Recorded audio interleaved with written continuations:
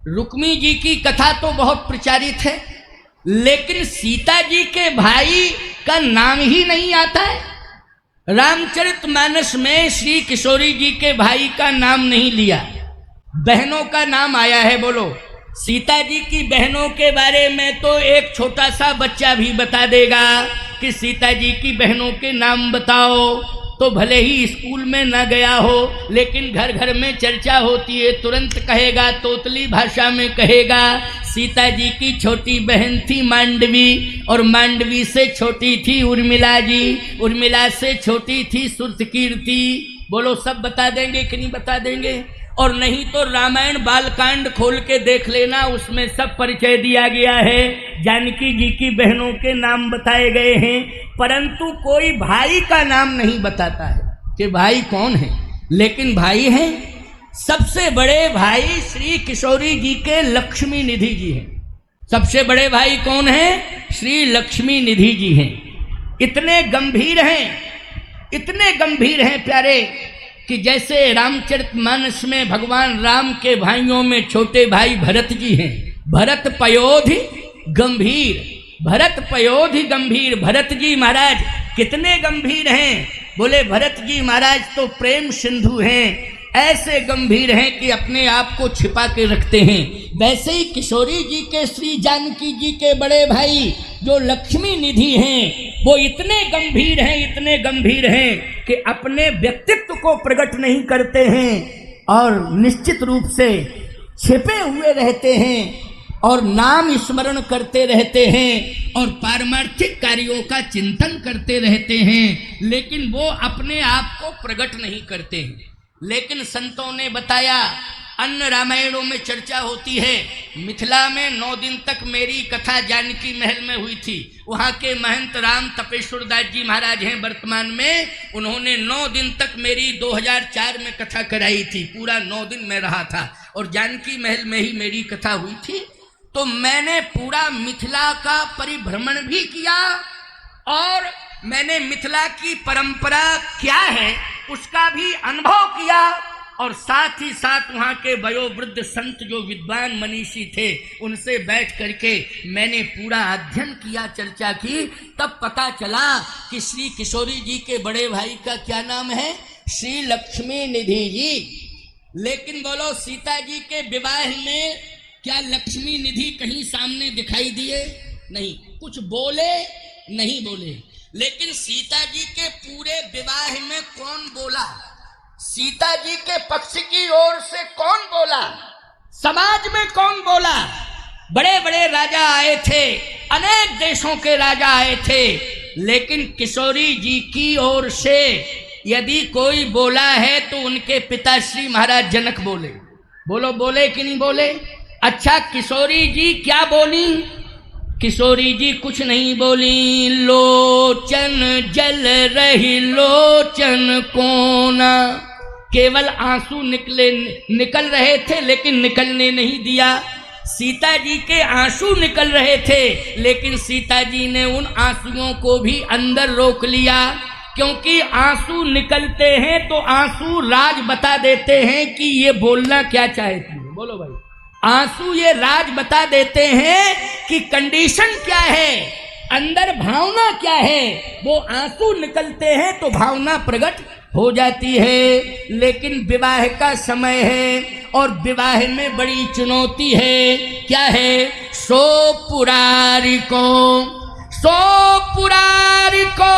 दंड कठोरा, और राज समाज आज जोई तोरा, त्रिभुवन जय समेत बदेही, और बिनहि विचार बरे हठ तेही। अब मर्यादा पर ध्यान देना है, यानी पिताश्री ने डिसीजन लिया है, निर्णय क्या लिया है कि जो शंकर के प्रचंड धनुष का खंडन करेगा, मैं अपनी बेटी जानकी का विवाह उसी के साथ कर दूंगा।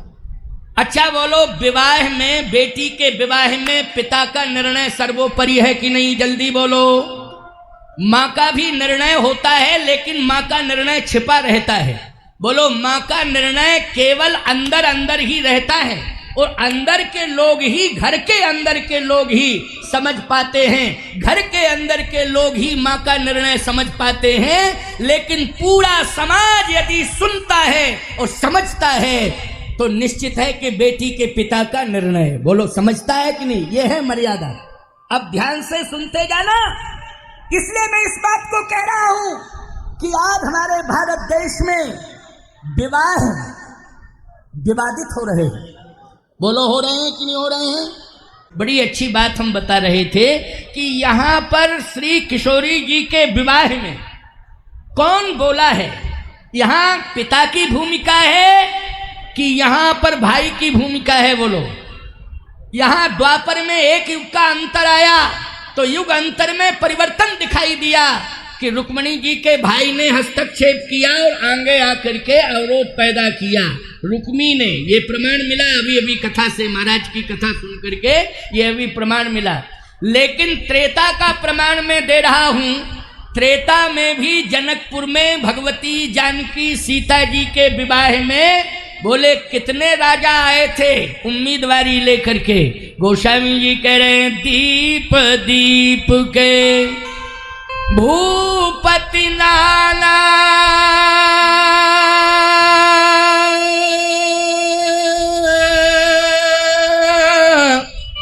ओ आए हैं सुनी हम पंठान। अनेक देशों के राजा आए, सब बैठे हैं। बोले कितने हैं? कई हजार राजा हैं। अच्छा भाई, लेकिन बोल कौन रहा है उन राजाओं में? बोले एक पिता बोल रहा है। अच्छा बोलो, बेटी के विवाह में पिता को ही बोलना चाहिए, मर्यादा यही है। अगर पिता नहीं है तो फिर भाई को बोलना चाहिए, क्योंकि पिता के जाने के बाद जो घर में बड़ा पुत्र होता है वो पिता का स्थान ग्रहण कर लेता है, वो क्या पिता की भूमिका में आता है। लेकिन अगर पिता जिंदा है, और ईमानदारी के साथ बताओ, जिंदा है, होशियार है, विद्वान है, पागल नहीं है, तो फिर बोलो भाई ऐसी कंडीशन में बेटों को बोलना चाहिए कि बाप को? केवल बाप को बोलना चाहिए। यही रामा अवतार है, यही एक प्रमाण है। देखो झंडा वालों, चुपचाप एक जगह खड़े रहो, है ना, एक जगह खड़े रहो। तुम्हारा बहुत स्वागत है, क्योंकि ध्वजा लेकर के आए हो, हनुमान जी की ध्वजा है। लेकिन या तो हनुमान जी के पास जाकर के चढ़ा दो, नहीं तो खड़े रहो आराम से और ध्वज हाथ में लेकर के कथा श्रवण करो, है ना। जय श्री राम कहना तो अच्छी बात है, लेकिन सभा हो रही हो, देखो एक मर्यादा है सभा की। क्या? कीर्तन में ना बोलना अपराध है, लेकिन कथा में बोलना अपराध है। बोलो भाई, कीर्तन में ना बोलना अपराध है, लेकिन कथा में बोलना अपराध है। अच्छा सही बताओ, जिंदा आदमी को जला देना अपराध है, लेकिन मुर्दे को ना जलाना अपराध है? मुर्दे को न जलाना अपराध है, जिंदा आदमी को जलाना अपराध है।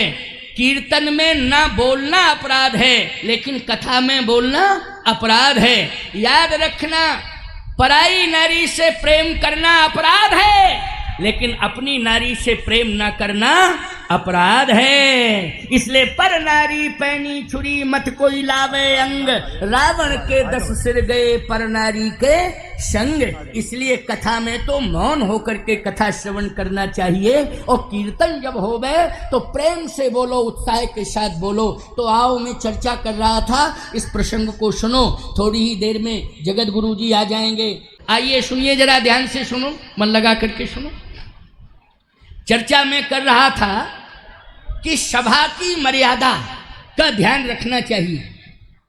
कन्हैया किसी का अपमान नहीं करता है, कन्हैया तो सबका सबसे प्यार करता है। बोलो, करता है कि नहीं?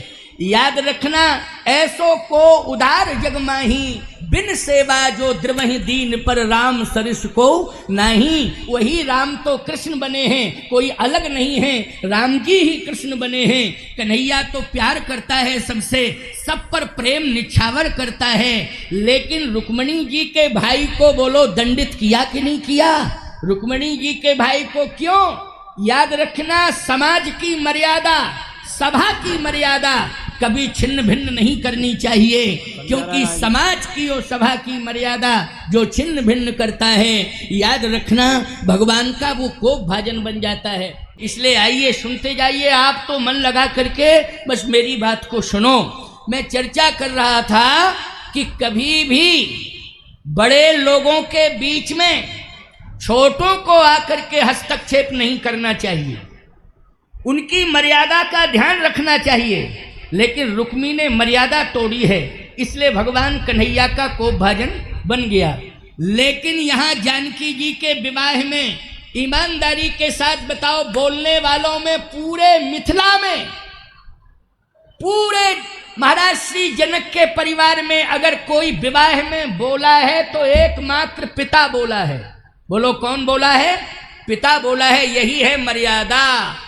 और पिता की भूमिका में कौन है? महाराज श्री जनक।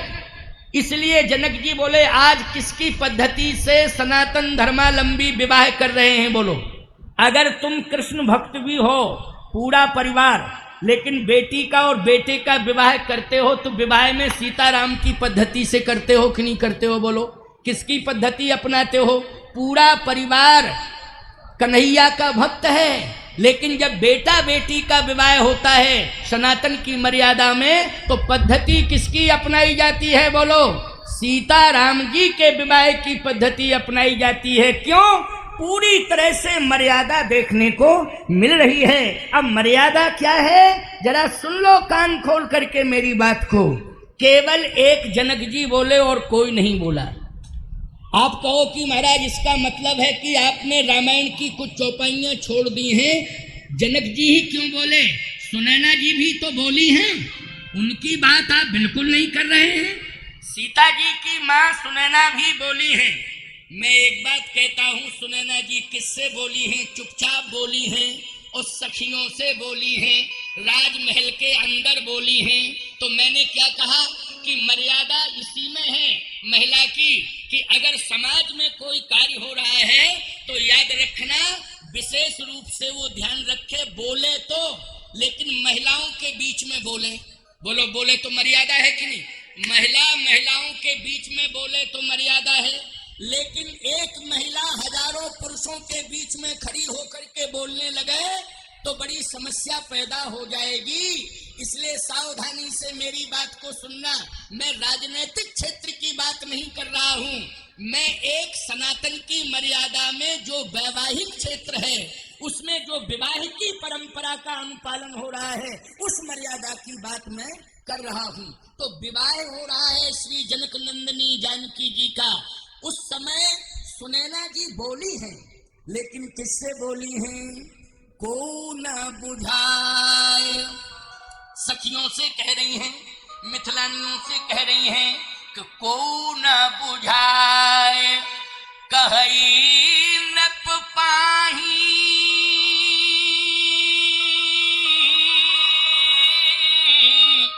ये बालक असहट भल नाही, ये बालक असहट भल नाही, को न बुझाए कहे नृप पाही। ये बालक क्या धनुष तोड़ने के लायक हैं? लेकिन कोई समझाता क्यों नहीं है? महाराज श्री जनक को कोई समझा दे।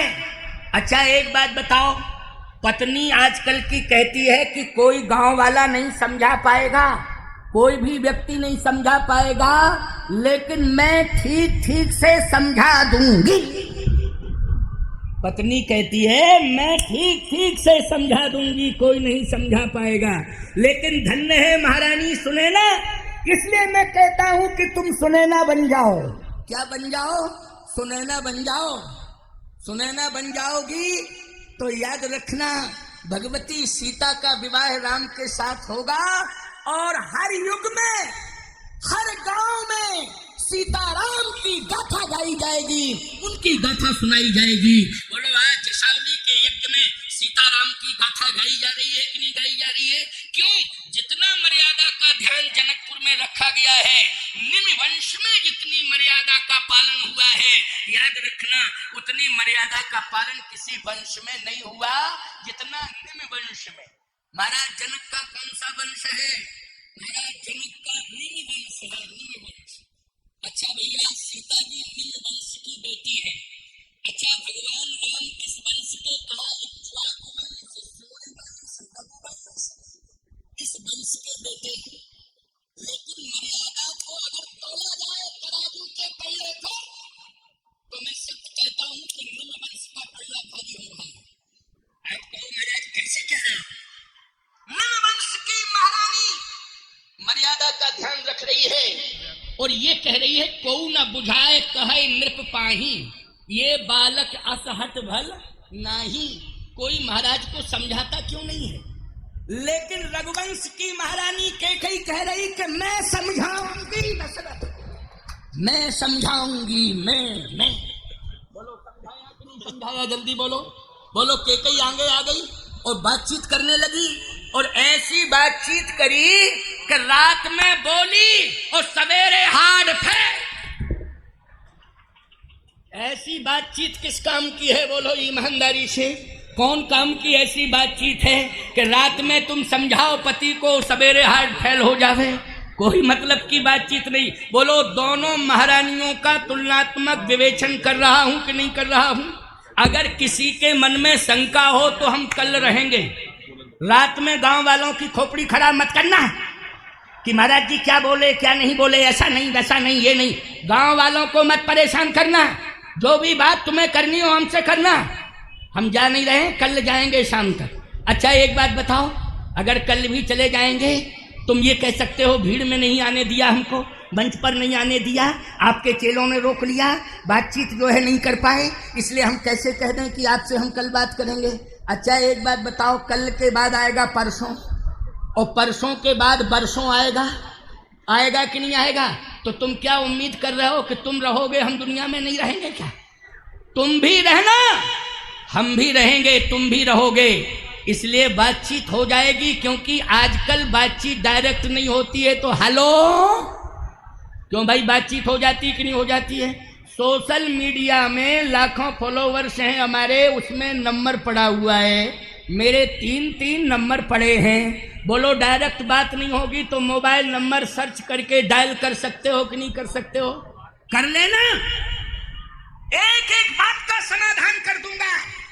और यदि कोई बात आज शाम तक मेरे कानों में आ जाएगी तो इसी मंच पर कल बैठ करके समाधान कर दूंगा प्यारे, करूंगा। लेकिन चिंता मत करना, कोई भी शंका नहीं रह जाएगी, किसी प्रकार की कोई शंका नहीं रह जाएगी, चिंता मत करो। लेकिन एक एक बात को मैं पारदर्शिता के साथ प्रस्तुत कर रहा हूं, कहीं कोई लट्टा लपेड़ी बात नहीं, साफ सुथरी बात। सुनो जरा, 2 महारानियों की बात में, निम्नवंश की महारानी और इक्ष्वाकु वंश की महारानी, रघुवंश की महारानी, सूर्य वंश की महारानी कौन है? कैकेयी। बोलो है कैकेयी कि नहीं? लेकिन सुनैना जी क्या कह रही हैं सुनो, और कैकेयी क्या कह रही है सुनो, दोनों की बात सुनो। सुनैना जी कह रही हैं, को न बुझाए, को न बुझाई कही नृप पाही, ये बालक असहट भल नाही। ये बालक धनुष तोड़ने के लायक है क्या? कोई महाराज को समझाता क्यों नहीं है कि अपनी प्रतिज्ञा तोड़ दें, छोड़ दें, प्रतिज्ञा तोड़ दें? इतनी हट नहीं करना चाहिए, इतनी जिद नहीं करना चाहिए, कोई समझा दे। बोलो ये मर्यादा है कि नहीं? कोई समझा दे। सीधी सी बात यह है कि केवल पति ही नहीं है, ईमानदारी के साथ बताओ राजा है कि नहीं? केवल पति ही नहीं है, राजा है। नहीं तो मैं एक बात बताऊं आपको, राजनीति में अगर किसी पत्नी के पति को बहुत बड़ा प्रभाव मिल जाए तो याद रखना पत्नी के पति को प्रभाव मिल गया है, लेकिन पति को यह सोचना चाहिए कि हम जिस पद पर बैठे हैं उसकी मर्यादा क्या है, उसका पालन हमें करना है, पूरा ध्यान रखना है। और पत्नी को भी चाहिए कि पति की मर्यादा सुरक्षित रहे, जिस पद पर वो बैठा है उस पद की मर्यादा सुरक्षित रहे, इसलिए किसी भी प्रकार की हट नहीं करना चाहिए, तभी मर्यादा सुरक्षित रहती है। लेकिन सुनैना जी ने स्पष्टीकरण दे दिया कि मैं डायरेक्ट नहीं कहूंगी, लेकिन को न बुझाए कह नृपाही। अब इसमें संकेत किसके लिए है? संकेत सतानंद जी महाराज के लिए है, क्योंकि सतानंद जी कुल पुरोहित हैं। अच्छा बोलो भाई, राजा से बड़ा पुरोहित होता है कि नहीं होता है? बोलो, राजा से बड़ा कौन होता है? कुल गुरु, कुल पुरोहित होता है। इसका मतलब है उनकी प्रार्थना है कि गुरुदेव को समझाना चाहिए, सतानंद जी महाराज को समझाना चाहिए, लेकिन वो क्यों नहीं समझा रहे हैं? महाराज अपनी प्रतिज्ञा तोड़ दें, ये धनुष का झंझट समाप्त हो जाए, ये धनुष रखा रहे, क्यों इसकी तोड़ा ताड़ी के चक्कर में पड़े हुए हैं? लेकिन आपसे एक बात मैं बताऊं, सुनते जाओ।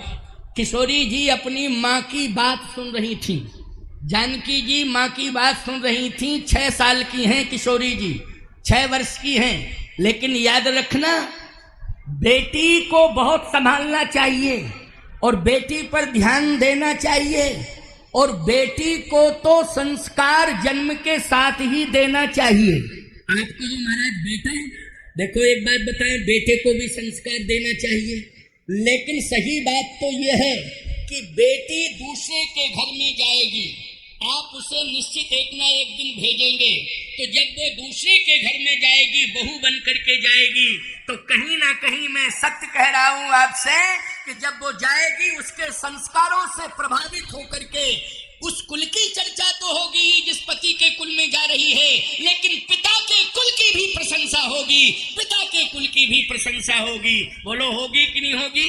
क्योंकि गंगे अवन थल 3 बड़े रे, और जे किए साधु समाज घनेरे। याद रखना, गंगा जी की महिमा बोले सब जगह है, लेकिन 3 तीर्थों में बड़ी महिमा है। बोले एक तो हरिद्वार में, दूसरा प्रयाग में, और तीसरा गंगा सागर में। बोलो भाई, गंगे अवन थल 3 बड़े रे, और जे किए साधु समाज घनेरे। लेकिन मैं आपसे एक बात कहता हूं, सीता जी की महिमा हर घर में है। बोलो, सीता जी की महिमा, गंगा की महिमा घाट घाट पर है, और 3 घाटों में विशेष रूप से महिमा बताई जाती है, गंगा की हरिद्वार, प्रयाग और गंगा सागर। लेकिन जानकी जी की महिमा बोलो हर घर में गाई जाती है कि नहीं गाई जाती है? उनकी गाथा हर घर में गाई जाती है कि नहीं गाई जाती है? ये किसका प्रभाव है? याद रखना, गंगा से ज्यादा महिमा है श्री जानकी जी की। याद रखना, इतनी बड़ी महिमा है, हर घर में गाथा गाई जाती है। ये संस्कार दिए किसने हैं? ये संस्कार दिए हैं माता पिता ने। माता पिता ने, भले ही वो आदि शक्ति हैं, लेकिन बेटी की भूमिका में हैं, तो संस्कार दिए हैं, और उसका प्रभाव और परिणाम क्या है? संस्कार दिए हैं कि सास ससुर गुरु सेवा करेहू, और पति रुख लख आयुष अनुसरेहू, और हुई हो संतत पियहि प्यारी, और चिरयहि बात आशीष हमारी। बोलो, ये संस्कार सेवा के दिए हैं महारानी सुनैना ने, महाराज श्री जनक ने। इसलिए निज ग्रह सब परिचर्या करही, और रामचंद्र आयुष्यन शरही। ये संस्कार लेकर के सीता जी गई, तो बोलो घर घर में चर्चा हो रही है कि नहीं हो रही है? घर घर में यश गाथा गाई जा रही है। इसलिए मैं कह रहा हूं, बार बार कह रहा हूं कि ध्यान दो कि बेटी की मर्यादा बेटी के साथ जावे और उस मर्यादा का पालन करे, तो दोनों कुलों को, याद रखना, दोनों कुलों का कल्याण होगा, दोनों कुलों की प्रशंसा होगी। क्योंकि गोस्वामी जी कहते हैं, पुत्री पवित्र किए कुल दो, और सुजस धवल जग कै सब को। हे बेटी, तूने दोनों कुलों को धन्य कर दिया, पिता के कुल को भी धन्य किया और पति के कुल को भी धन्य किया है। पुत्री पवित्र किए कुल दो, और सुजस धवल जग कह सब को। तो भगवती सीता क्या सोच रही हैं? बोले जैसे ही माता जी के शब्द कान में पड़े कि को न बुझाए, बोलो यही चर्चा चल रही थी कि नहीं चल रही थी? अरे को न बुझाए कहा नृप पाही, ओ ये बालक यस हट भल नाही। कोई समझाता क्यों नहीं है और आंसू टप टप हो रहे हैं। तो किशोरी जी ने जैसे ही सुना माँ की वाणी को तो लोचन जल रही लोचन कोना। सुनैना जी के आंसू धरती पर गिरे, लेकिन बेटी सीता के आंसू आंखों में ही रह गए। बोलो रह गए कि नहीं रह गए? बोलो ये अंतर है कि नहीं? जल्दी बोलो ये अंतर है कि नहीं?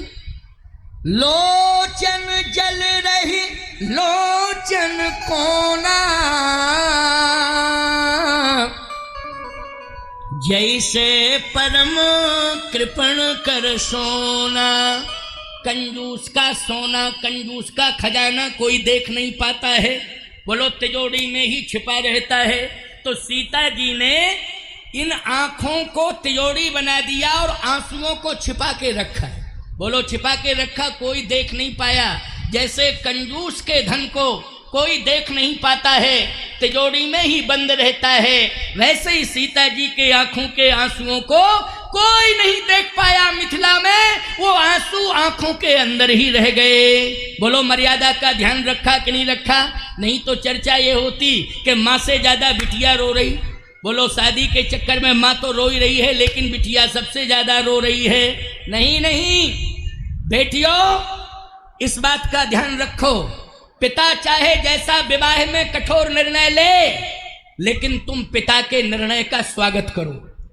स्वागत करो बेटियों, तुम अपने पिता के निर्णय का स्वागत करो, क्योंकि आज हम तुम्हें सीता के रूप में देखना चाहते हैं। सीता के रूप में देखना चाहते हैं। सीताओं की कमी नहीं है, लेकिन बेटियों आज कमी दिखाई दे रही है। आज भी हमें सैकड़ों सीताएं मिल सकती हैं जो बेटी मर्यादा का पालन कर रही है। मेरी दृष्टि में वही सीता है, मैं उसी को सीता मानता हूं। इसलिए ऐसी बात नहीं है कि कलयुग में सीताओं की कमी है, लेकिन बस विडंबना इसी बात की है कि जब बेटी मनमुखी विचारधारा से जुड़ जाती है तो निश्चित रूप से केवल महात्मा ही नहीं रोते हैं, परमात्मा रोते हैं, संत ही नहीं रोते हैं, ये ग्रंथ भी रोते हैं। रामायण रोती है कि मैंने क्या क्या तुम्हें नहीं दिया है, लेकिन एक अक्षर भी तुमने नहीं पढ़ा है, इसलिए रामायण भी रोती है। तो ध्यान रखना बेटियों, ये लव जिहाद की जो आज परंपरा चल रही है ये धोखा है। इस धोखे में बेटियों मत आना, ये छलावा है। इसलिए अपनी मर्यादा में रहना। माँ बाप जहां डिसीजन लें तुम स्वीकार कर लेना। मैं दावे के साथ कह रहा हूं, जो बेटी माँ बाप के निर्णय को स्वीकार करती है वो जिस घर में जाती है वह घर अयोध्या बन जाता है, उसके लिए अयोध्या बन जाता है। अयोध्या बन जाएगा। राजस्व रिकॉर्ड में भले ही कोई गांव नाम से दर्ज होगा, जिला उसमें दर्ज होगा, लेकिन मैं कह रहा हूं आध्यात्मिक दृष्टि से वो अयोध्या होगा। क्या होगा? अयोध्या होगा। तो सीता जी के आंसू भी नहीं देख पाए किसी ने, निकले बहुत, छिपा लिया, कुछ नहीं बोली, लेकिन सुनैना जी बोली। तो अब गजब की बात तो यह है कि महाराज श्री जनक ने कहा कि मैं क्या करूं, तो कहे कुछ समझ में नहीं आ रहा है। जनक जी ने कहा कि मेरी समझ में कुछ नहीं आ रहा है। क्यों? कहे सुकृति जाए जो, अब जनक की बात सुन लो, जनक की बात। सुकृत जाए जो, सुकृत मानी पुण्य। अगर मैं अपने प्रण का त्याग करता हूं तो मेरे पुण्य नष्ट हो रहे।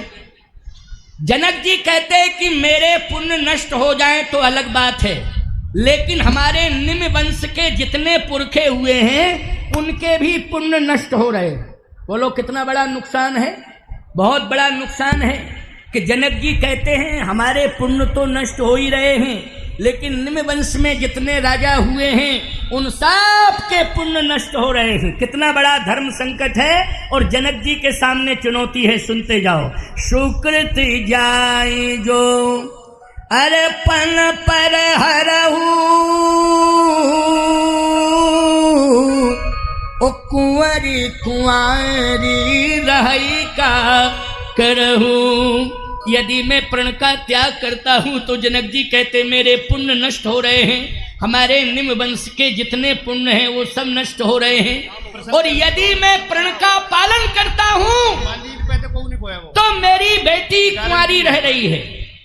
अगर मैं प्रण का पालन करता हूं तो मेरी बेटी कुंवारी रह रही है।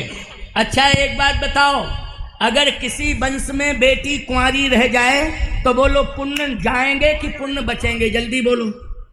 इसलिए मैं कहता हूं कि भले ही एक टाइम भोजन करना, लेकिन बेटी का ध्यान रखना, समय से उसका हाथ पीला करना। ये मत सोचना कि इस साल मेरे पास पैसा नहीं है, फसल में पैदा नहीं हुआ धन, चलो अगले साल देखेंगे, अगले साल पैदा नहीं हुआ फिर अगले साल देखेंगे। खबरदार, अगर बेटी विवाह लायक हो गई है तो याद रखना, ध्यान से सुनना मेरी बात को। पहले तो अपनी सुविधाओं को कम कर देना, केवल आवश्यकताओं की पूर्ति रखना। ये समझ लेना कि बेटी का विवाह करना है इसलिए धन की जरूरत है, समय से विवाह करना है तो अपनी सुविधाओं को कम करना, आवश्यकताओं की केवल आवश्यकताओं की पूर्ति करना, अनावश्यकताओं से निवृत्ति रखना और समय से बेटी का हाथ पीला करके उसका विवाह कर देना। प्यारे, तुम्हारे पुरखे भी प्रसन्न होंगे, तुम्हारे जो पुरखे हैं ना प्रसन्न होंगे। बारे बहादुर बेटे, तूने घर की इज्जत का सम्मान किया है और तूने घर की प्रतिष्ठा को रखा है, समय से तूने बेटी का हाथ पीला करके उसका विवाह किया है। बोलो ईमानदारी के साथ बताओ, क्या है? उधर के लोग देख नहीं पा रहे होंगे, ये तुमने जो है सुमेर पर्वत खड़ा कर दिया है बीच में, है ना? कोई बात नहीं, क्योंकि थोड़ा लोगों को दिखाई नहीं दे रहा होगा।